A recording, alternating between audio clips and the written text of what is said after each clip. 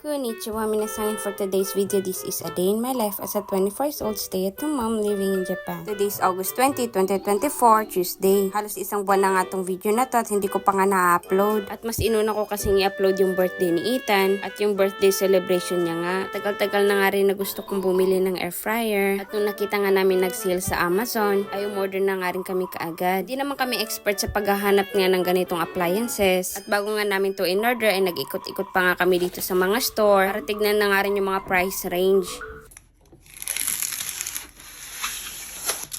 Dahil nga hindi kami expert, sa Amazon na lang kami bumili. At di na nga rin ako nahirapan namili dahil yung binili nga namin ay yung bestseller nga sa Amazon. Hanggang ngayon nga ay nakasale pa nga din siya. Sunod ko nga palang ginawa ay naglinis na nga rin ako nito para dito ko nga ilalagay yung air fryer. Kung hindi pa nga bumili ng air fryer, hindi pa nga malilinis tong aparador na to. Sunod ko nga ginawa ay hinugasan ko na nga din. At itatry ko na nga lutuan ng buong manok. Nilagay ko na nga rin sa loob yung tinimpla kong buong manok. At late ko na nga rin na-realize na hindi pala naka-on yung camera kaya wala akong video. Habang naghihintay na maluto yung manok ay pinatulog ko na nga rin muna si Ethan. Matapos ang 20 minutes ay naluto na nga yung ibabaw at sakto naman nagising si Ethan. Naligtad ko na nga lang din yung manok at isinalang nga ulit. Same kanina 20 minutes ko nga lang din siya sinalang ulit. And tadang, luto na siya. Mapapadalas nga ang pagluto ng lechon manok at madali nga lang din lutuin sa air fryer. Try na nga rin ako kaagad na gumawa ng pandesal. Yung ingredients nga ay pinanood ko lang sa TikTok at yun na nga lang din yung ginaya ko. Sugar, yeast at saka warm water. Hinalo ko nga muna hanggang matunaw nga yung sugar. Sinunod ko naman yung oil at saka yung all-purpose flour. At last ko nga nilagay asin. Linis na nga rin ni Dada yung lamesa at dito nga ako magmamasa ng dough. Dito nga yung ingredients na mga ginamit ko. Sa mga expert nga sa paggawa ng dough, turuan nyo naman ako, ilagay nyo sa comment section. Sobrang sticky kasi nung nagawa kong dough. Nung mapagod na nga ako sa pagmasa, inilagay ko na nga sa lagayan at ni-rest ng 1 hour. Linis ko na nga rin yung lamesa habang naghihintay. Makalipas ang isang oras ay ganito na nga siya. Sinuntok-suntok ko na nga lang din para nga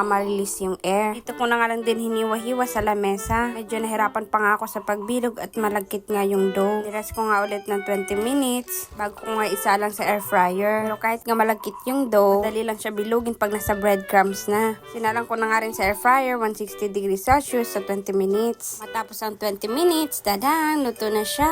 Itong pandesal nga yung gusto kong luto. Yung medyo tostado. At approve nga kita yung gawa kong pandesal. At dahil naging successful nga yung paggawa ko ng pandesal ay inulit ko nga kinabukasan. Itatry ko nga ngayon hanggang maging smooth nga yung dough. Kung ano nga yung ginawa ko sa una, yun din yung ginawa ko ngayon. Sa chopping board na nga lang din ako magmamasa at mahirap nga linisin yung lamesa. Bago ko nga makuha yung gusto kong texture, ay marami-rami nga akong harinang nadagdag. Okay naman siya nung naluto na. Nagustuhan ko rin naman yung pagkatosta. Pero nung lumamig na yung pandesal, ay tumigas nga siya. Maybe kasi marami-rami nga ako nadagdag na harina. Matapos ma-rest ng 1 hour, nati-hati at binilog nilagay sa breadcrumbs at papatubuin ulit mga 20 minutes. Malalaking pandesal ngayon nagawa ko ngayon. And don't forget to follow our page. That's for today's video. Thank you for watching. Matane!